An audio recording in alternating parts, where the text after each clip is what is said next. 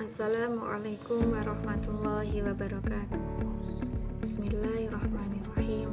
Rabbi shrahli sadri wa yassirli amri wahlul 'uqdatam min lisani yafqahu qawli. Amin. Perkenalkan, nama saya Anis Naimatul Mulaiha. Di sini saya akan menyampaikan materi tentang sholat fardu. Dalam video ini, saya akan membahas tata cara pelaksanaan sholat fardu 5 waktu secara benar, berdasarkan ajaran yang disampaikan oleh para guru dan ulama dalam karya-karya mereka. Sholat fardu 5 waktu yang terdiri dari sholat zuhur, asar, maghrib, isya, dan subuh merupakan kewajiban bagi setiap muslim dan memiliki tata cara yang harus dipatuhi agar ibadah ini diterima oleh Allah Subhanahu wa Ta'ala. Dalam karya-karya para ulama kita, terutama yang lumrahnya berbahasa Arab, bila menyebutkan bab sholat, maka yang dimaksud adalah pembahasan tentang sholat fardu yang dikerjakan 5 kali dalam sehari semalam. Meskipun kata sholat secara umum mencakup juga kepada sekian macam sholat sunnah yang ada. Mengapa demikian?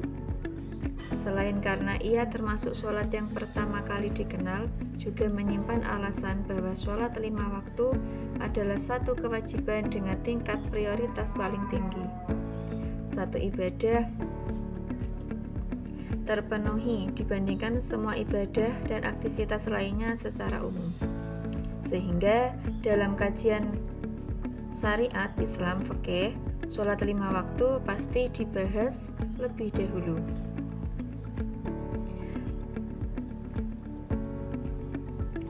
Dalam sebuah hadis yang ditulis Imam Malik bin Anas al-Ashhabi al-Madani dalam karyanya Muwatta al-Imam Malik juz 1 halaman 173 disebutkan, awalama yang duru fihi min amalil abdi sholah fa in qabiltu minhu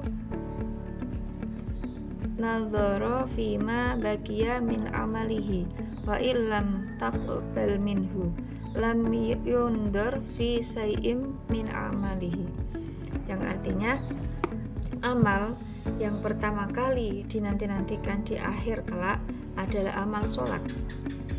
Bila sholat dinyatakan diterima, maka ada harapan untuk menunggu keputusan amal yang lain. Namun, bila tidak diterima, maka tiada gunanya menanti amal-amal lainnya. Hadis ini adalah salah satu bukti bahwa sholat merupakan ibadah yang harus diberi perhatian lebih daripada yang lain. Walaupun kita tidak dapat memastikan baik dan buruknya nasib ukhrawi seseorang, bahkan diri kita sendiri dengan melihat amal sholatnya, karena amal bukanlah penjaminan. Ia tak lebih dari sekedar potensi dan indikasinya saja.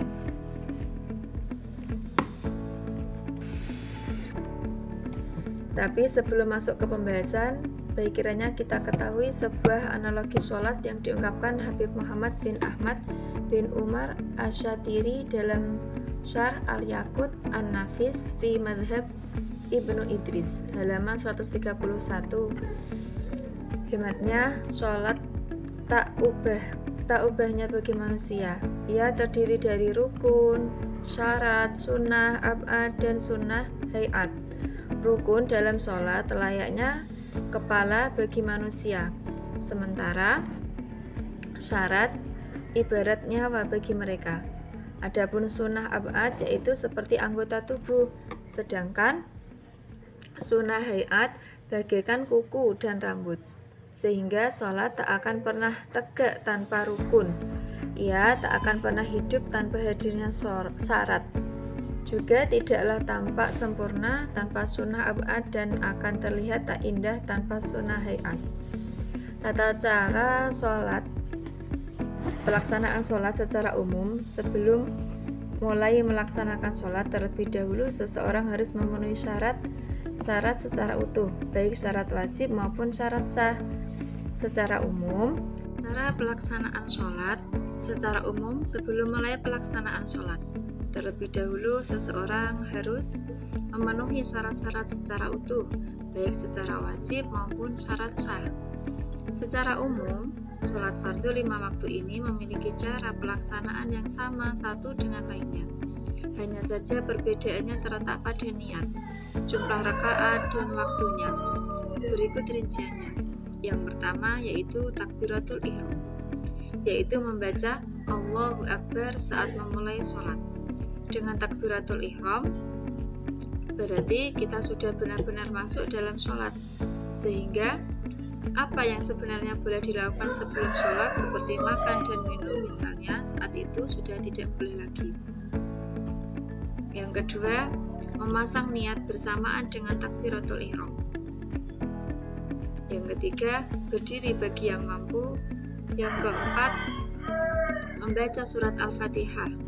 Bila tidak bisa, maka membaca ayat apapun dalam surat dalam Al-Quran yang diketahuinya.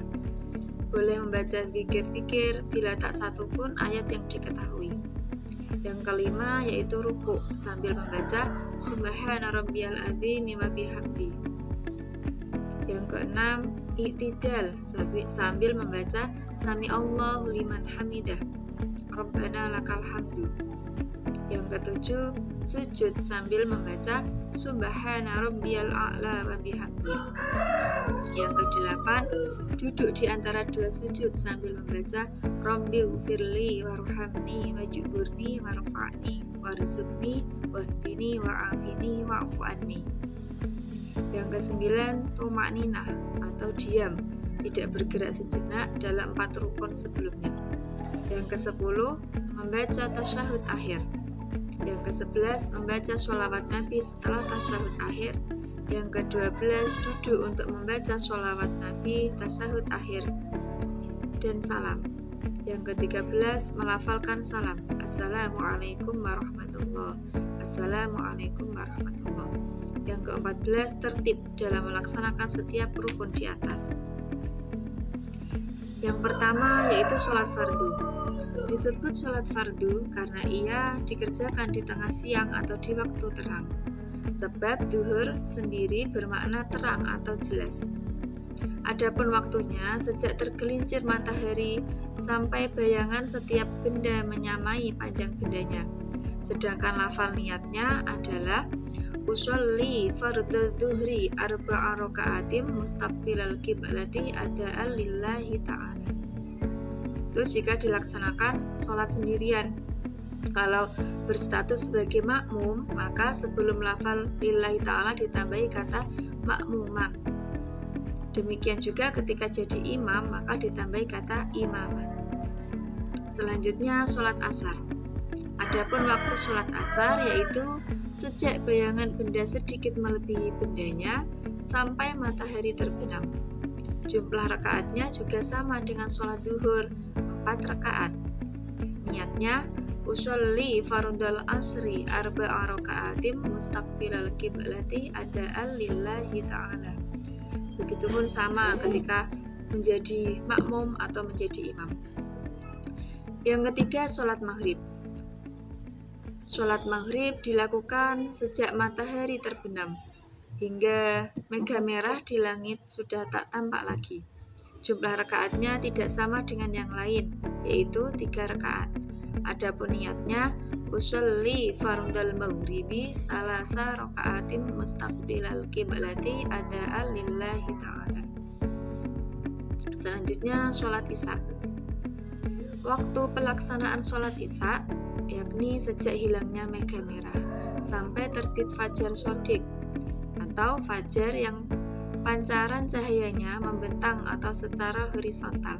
Jumlah rakaatnya sama seperti zuhur dan asar, yaitu 4 rakaat.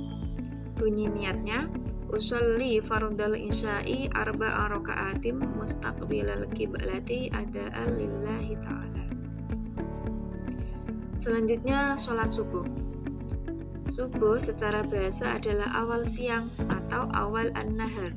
Disebut subuh karena dilakukan di awal siang. Waktunya sejak terbitnya fajar shodiq sampai terbitnya matahari. Sholat subuh termasuk sholat dengan jumlah rakaat yang paling sedikit, hanya 2 rakaat. Adapun niatnya, usolli fardhas subhi raka'ataini mustaqbilal qiblati adaan lillahi ta'ala. Perbedaan yang paling mencolok dari sholat subuh juga yakni ada kesunahan membaca doa qunut. Bahkan ulama Syafi'iyah menggolongkan sebagai sunnah abad atau sunnah yang sangat dianjurkan. Sehingga bila lupa dan tidak membacanya, maka sunnah hukumnya menggantinya dengan sujud sahwi. Adapun bacaan doa qunut adalah Bismillahirrahmanirrahim. Allahumma hdini fi man hadait, wa'afini fi man afait, wa tawallani fi man tawallait, wa barik li fi ma a'tait, wa qini syarra ma qadait, fa innaka taqdi wa la yuqda 'alaik, wa innahu la yadhillu man walait, wa la ya'izzu man 'adait, tabarakta rabbana wa ta'alait, falakal hamdu 'ala ma qadait, astaghfiruka wa atubu ilaik, wa sallallahu ala sayyidina Muhammadin nabiyil ummi wa ala alihi wa sahbihi wa baraka wasallam. Itulah doa qunut.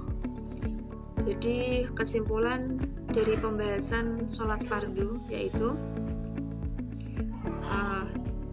menjelaskan tentang tata cara pelaksanaan sholat fardu 5 waktu. Dapat disimpulkan bahwa sholat merupakan salah satu kunci penting dalam praktek Islam yang harus dilakukan secara tepat dan teliti. Setiap sholat memiliki waktu spesifik dan jumlah rakaat tertentu, serta ada beberapa elemen pokok yang harus dipenuhi seperti takbiratul ihram, membaca surat Al-Fatihah, ruku, i'tidal, sujud, duduk di antara 2 sujud, thama'ninah, tasyahud akhir, dan salam. Kita juga belajar tentang perbedaan-perbedaan dalam setiap jenis sholat, perbedaan jumlah rakaat dan waktu pelaksanaannya. Misalnya sholat zuhur, sholat asar dilakukan 4 rakaat, sementara sholat maghrib 3 rakaat dan sholat isya juga 4 rakaat. Sholat subuh memiliki jumlah rakaat paling sedikit yaitu 2 rakaat, serta adanya sunnah doa qunut yang penting untuk diamalkan. Melalui analogi sholat sebagai manusia, kita menyadari betapa kompleks dan lengkapnya ibadah sholat dalam Islam.